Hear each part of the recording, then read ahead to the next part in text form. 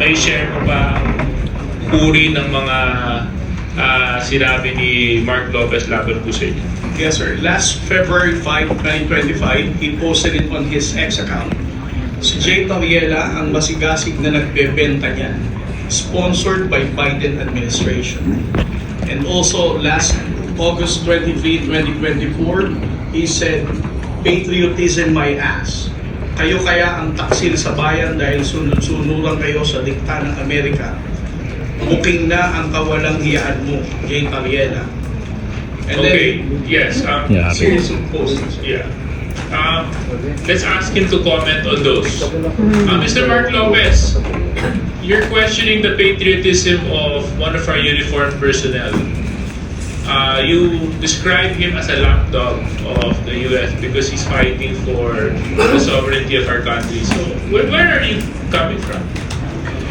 Mr. Chair, I have been reading a lot and I have been being bombarded with a lot of news about the South China Sea issue.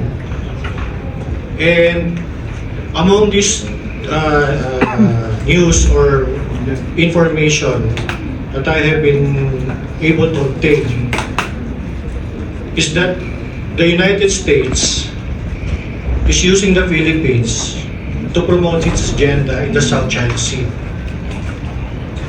And it is on Google, it is in the news.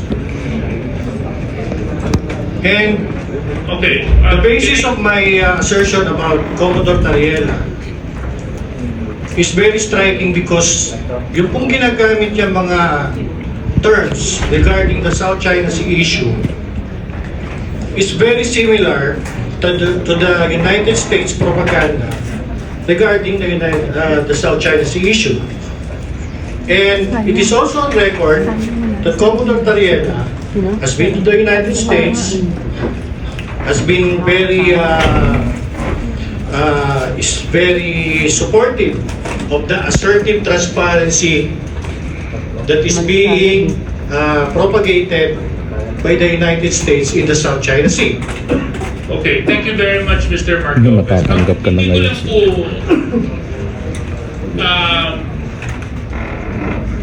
I'm trying to understand, no? You're saying that he is a lapdog just because he's fighting for what is rightfully ours? It's in the similar vein, in the similar...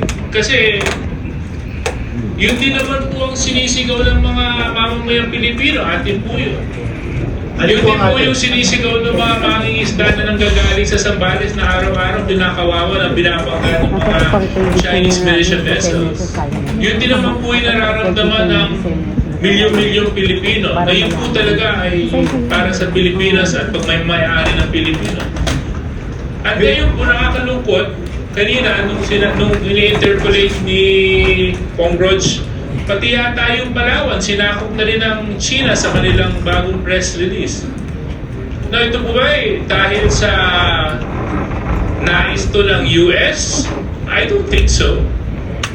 Mr. Chair, I think that's reckless. I'm not fighting for US interest when I'm fighting for what is Philippines, what is pro-Philippines, what is ours.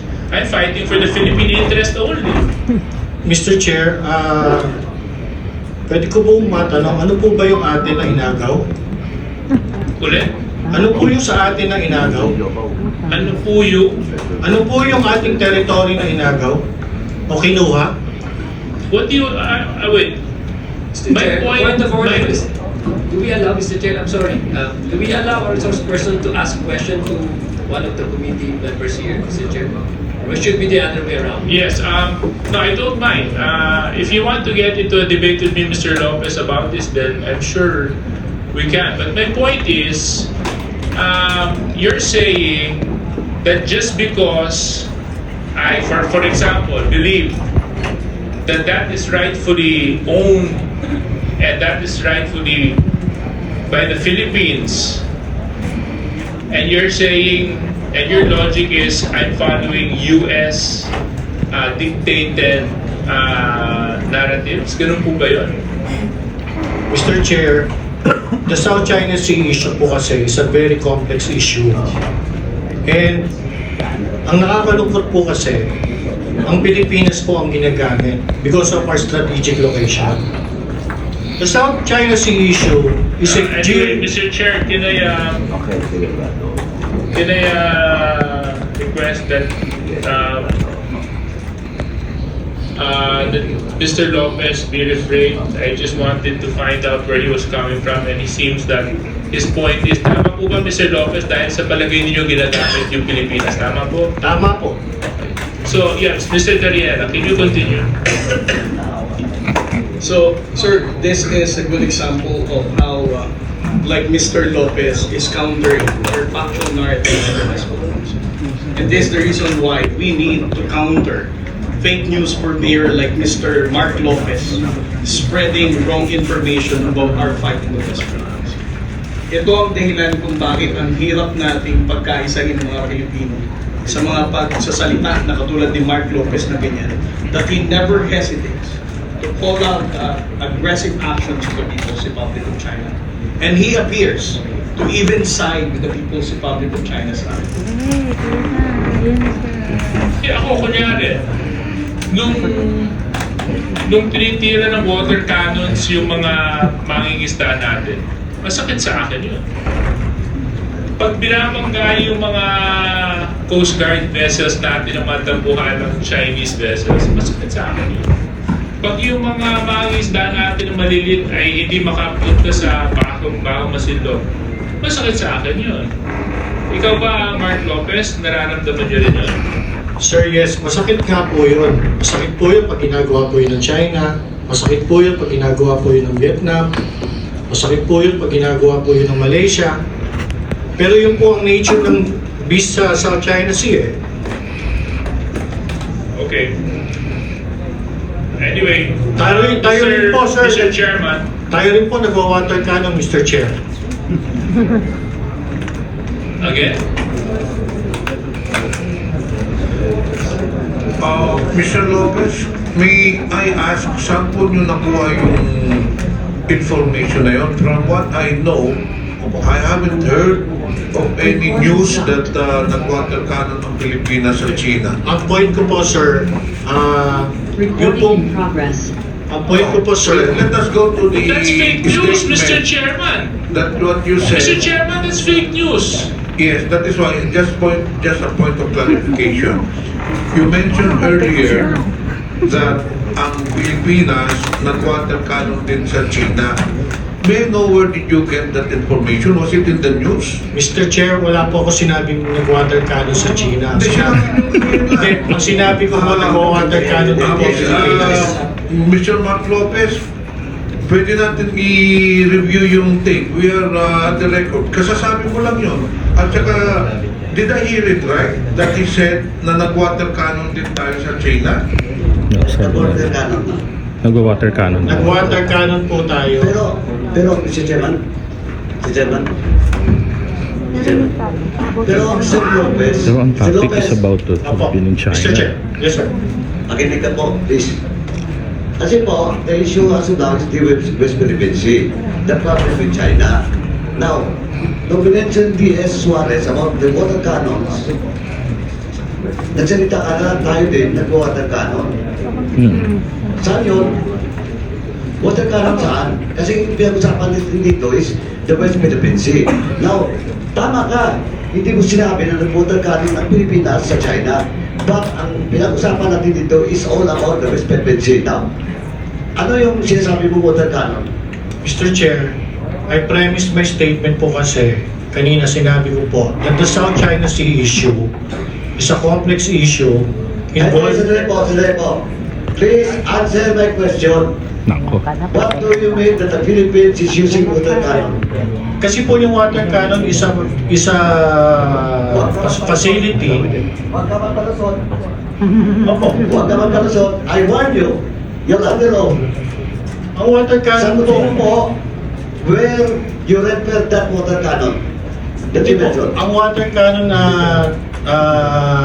deployment po kasi is one of the actions taken by a state Pag meron po mga dispute na ganyan nga po, Ang Pilipinas, ibig ko sabihin, mag-water cannon din sa China. pwede po. Ah, that's sinabi mo mag-water cannon.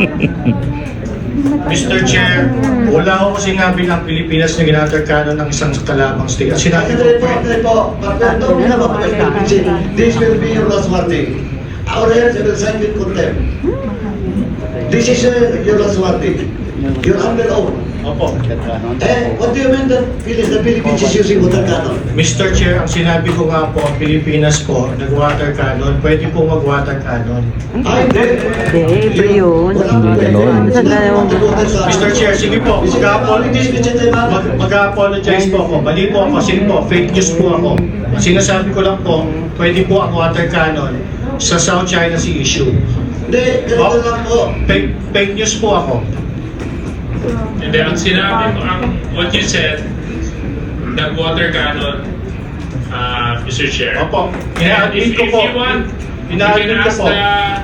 we can ask the Secretariat to refer to our stenographers in the back to the statements issued by Mr. Lopez regarding that issue. So, we have never taken, I don't think, that's reckless, absolutely reckless. Anyway, I want to show a photo, but Mr. Chairman, ganito lang po. Mr. Chairman, Mr. Lopez, okay, you apologize? Opo, I apologize po. Yeah, thank you for that apology. Now, this will be your last warning. Please refrain from lawyering or parsot. For not telling the truth, okay? The next time that you will make that violation this committee, I will never escape to citing contempt. Ipapakulong kita dito. Noted, Mr. Chair. Thank you, Mr. Chairman. Thank you. so,